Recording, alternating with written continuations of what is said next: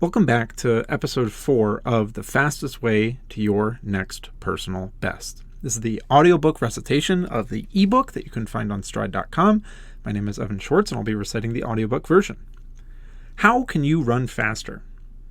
Weight and speed, what you need to know. If you want to make progress and sharpen your PR at your favorite distance, introducing variation in your training is important. Are you a runner who often runs at the same distance, at the same pace? Introducing variation in your training will make a big difference. More on that later, though. In The Secret of Running, Hans and Ron write extensively about the relationship between weight and speed. They've devoted an entire chapter to it. How much faster will you go when you lose weight? How big is the effect of your mass? The mathematics of mass influence can be explained simply, according to Hans and Ron. Your body is basically at a fixed power, P, in watts. If you run at a flat course, you use that ability to overcome running resistance and air resistance. If you lose a few pounds, your power remains constant because your strength is unchanged, but your running resistance decreases. As a result, you might be able to go faster. There is, however, a limit. Things go wrong at the point where you no longer lose excess fat, but muscle mass. We want to prevent runners from going overboard in their drive to lose weight. Please note that this is a simplified explanation. It doesn't take into account certain physiological complexities, but generally applies to situations where excess weight is being lost.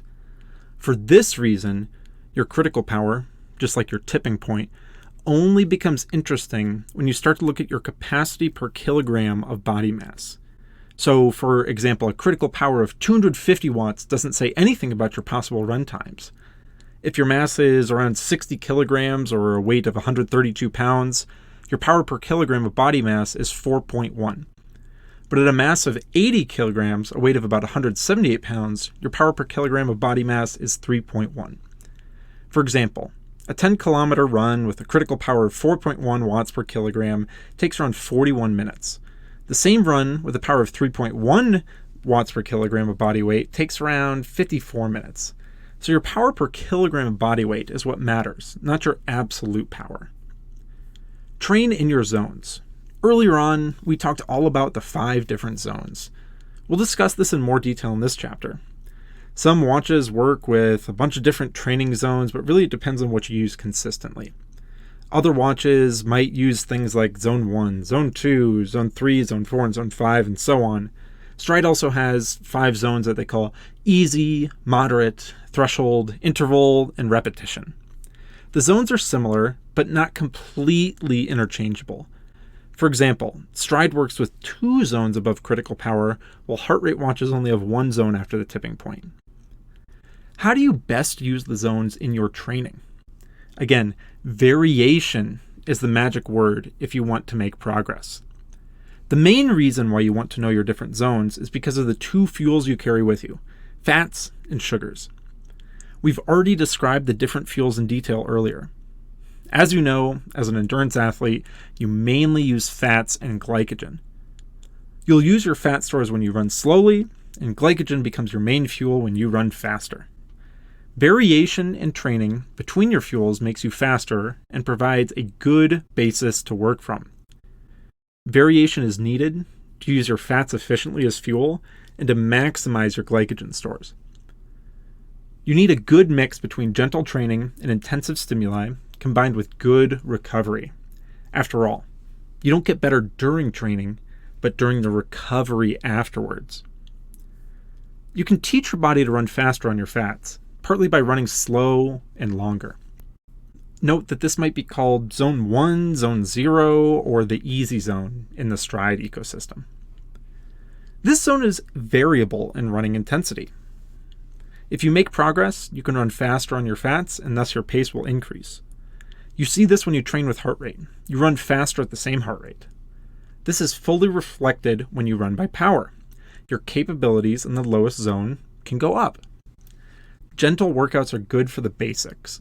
If you train more intensively, you'll enter an important zone where your body can choose which fuel to use, fats or glycogen.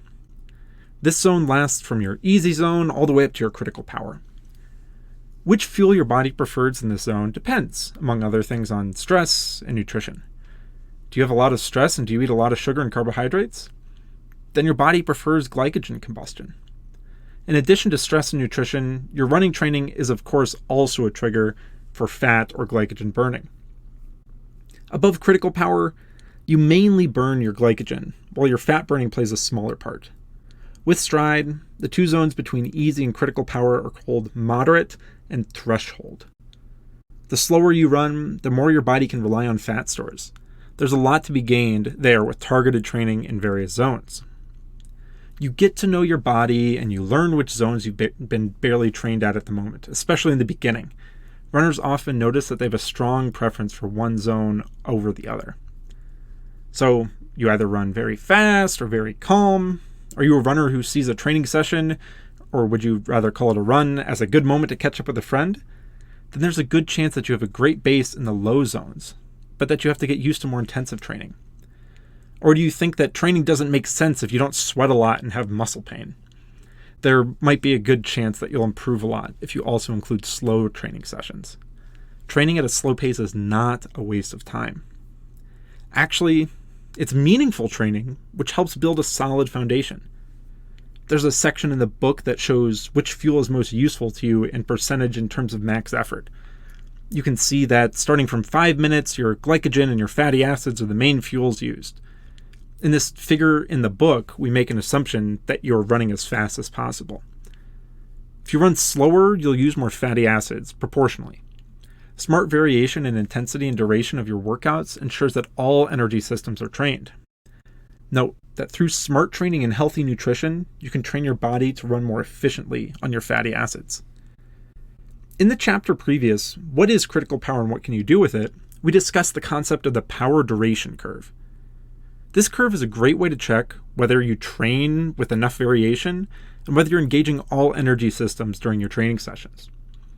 In the curve in your Stryd app, you can see your maximum power from 10 seconds to roughly 3 hours, depending on how long you've run, over the last 90 days. To get a nice personal graph, it's good to at least sprint once for 10 seconds, preferably also uphill or against the wind, and to run a long endurance run at a good effort.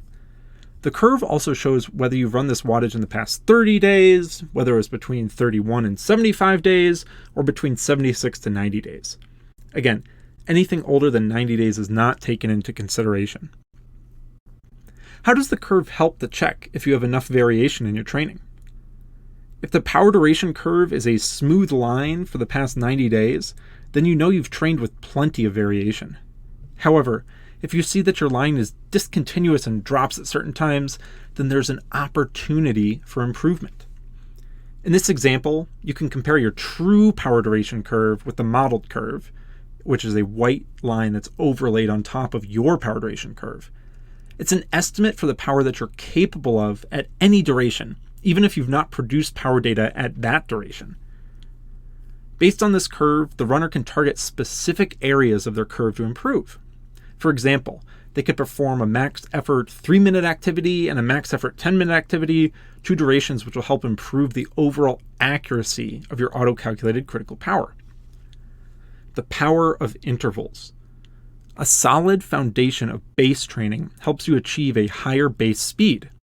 If your base is good and you've already trained a lot in your different zones, then intervals are a good way to become even faster.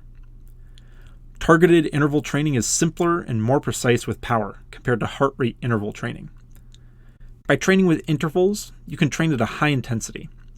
This improves your base speed and your body gets used to excess lactic acid. Because of the rest in between intervals, these types of workouts are not as stressful as a race, and you can do this kind of training more often. Depending on the goal, the length of the intervals and the intermediate rest varies from one training plan to another. The intensity with which you run intervals also varies. Some intervals are almost at full speed, other intervals you go fast, but still somewhat with the brakes on. How do you know which pace and which distance is most suitable for your intervals? Books have been written about the ideal distances and paces for intervals. It's a delicate job to determine exactly which pace is most suitable for your 200 meters, your 400 meters, your 600 meter repeats, etc. If you've already calculated at what pace you have to run a 200 meter distance, it will still take you several weeks or months before you know exactly what the best pace is for you. As described earlier, your GPS is also not very useful during your targeted short intervals. However, with Stryd it becomes really easy to do them, because Stryd immediately measures what you're doing. You can check after 10 meters on a 200-meter sprint whether you're on track or not. Because, we repeat, power is the amount of energy per second that your body needs to push your mass in the given direction. This applies to the marathon, a half marathon, but also for a 400-meter or 200-meter interval. And now it gets interesting for runners who want to run faster and are willing to train hard in a targeted manner. There's a table in the book that you can see at which percentage of your critical power you should target for specific intervals. So for example, if your critical power is 257 watts, then your ideal power for an interval of 400 meters might be 308 watts. In this example, it's 257 watts for your critical power times 120%. The fact that you see the percentages increase considerably at short interval distances is because you use your anaerobic energy systems to supply extra energy there. Your anaerobic fuel is limited. You'll benefit from a 100-meter or 200-meter interval, but the benefit might be lost at about 1,000 meters. Let's talk about an experience. In 2019, Cohn, one of the authors, trained for the Amsterdam Marathon. Since he really wanted to run the marathon in under 3 hours, he left nothing to chance. So he started to pay attention to his technique. He lost some weight. He started training with intervals with more specificity. After some calculations and consultation, he determined that his ideal pace for 400 meters was a certain number. After that, it took a few weeks before he could actually narrow down to that number, which happened to be 87 seconds for his 400-meter repeat. He was used to running by heart rate and had never done interval training of any kind before. It took some getting used to. When he started running with Stryd, one of the first things he tested was interval training. According to Stryd, he was able to run 308 watts during his 400-meter repeats. After a warm-up, he walked to the starting line at the local track, and he started at a brisk effort. Still in the first bend, he couldn't resist checking his watch to see what power he was running. 308 watts? For the entire 400 meters, his power fluctuated between 305 and 311 watts. He was flabbergasted when he saw that he'd run exactly 87 seconds. Then he started training using 200-meter repeats at 323 watts and 1,000-meter repeats at 274 watts because he hadn't done those distances before because he was training with heart rate. It was a revelation. The quality of his training improved immensely, and it was all very simple, much easier than figuring out what pace or heart rate to run. Do you know if you're already close to your maximum potential, or if there's a lot of progress to be made at your favorite distance? In the next chapter and episode, we'll look at how Stryd can help you estimate your potential personal best at the 5K, 10K, half marathon, and full marathon.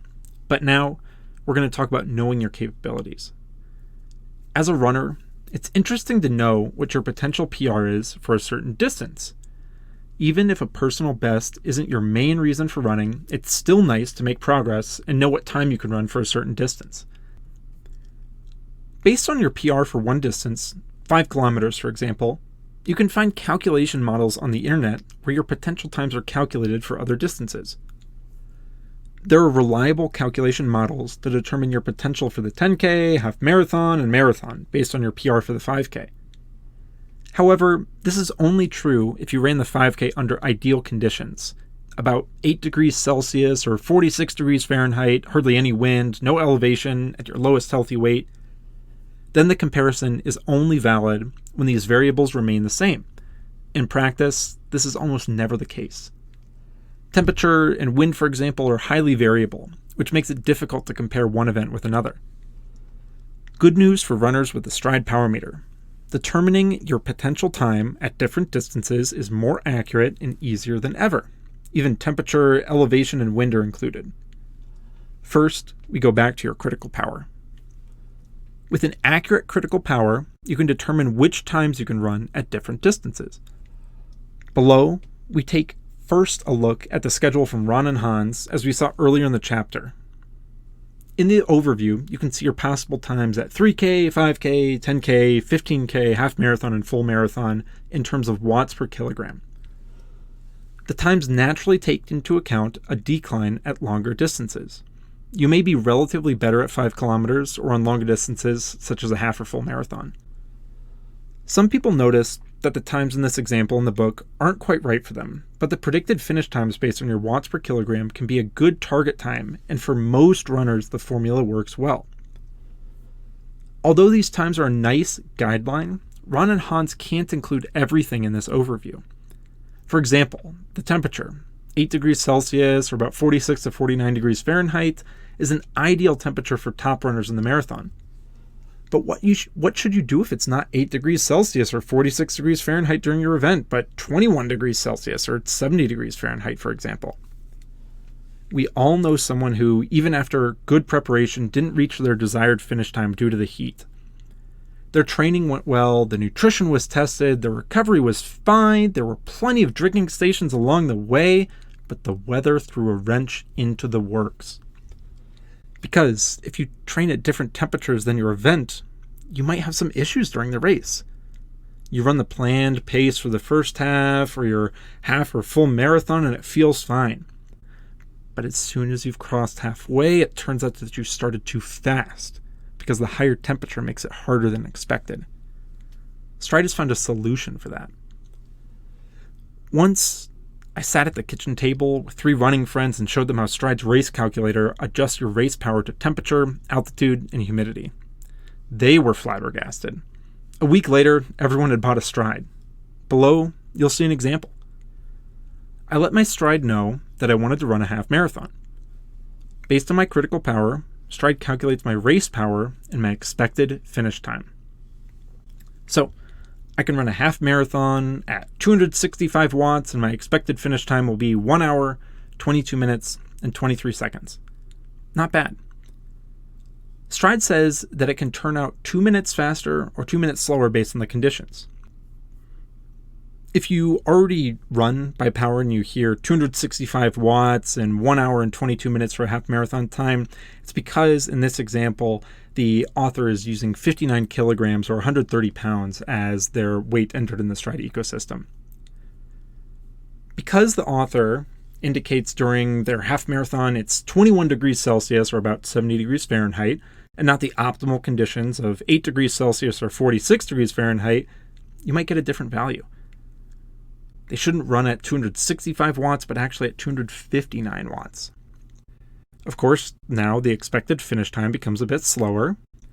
Instead of 1 hour and 22 minutes and 23 seconds, the predicted time falls a little bit back to 1 hour, 24 minutes, and 32 seconds.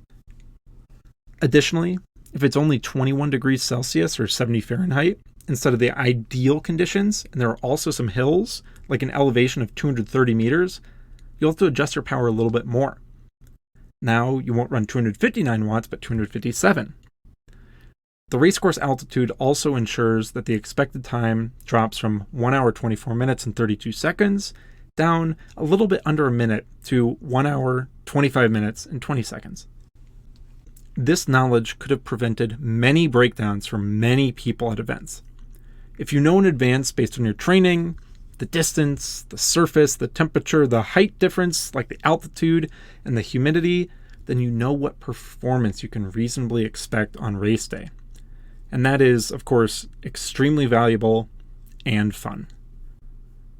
Here are a few key summaries from this part of the ebook. Variation is the key word in your training sessions. Train in different zones. Exercising slowly makes you faster. Your fat stores are your largest energy source. Learn to use it optimally. Training intervals by power works better than training intervals by heart rate. To predict what's possible for your 5K, 10K, half and full marathon, Stryd helps by analyzing the temperature, the altitude, and the difference for specific courses on race day. That wraps it up for this part of the audiobook. We'll see you next week for a brand new episode. Bye-bye.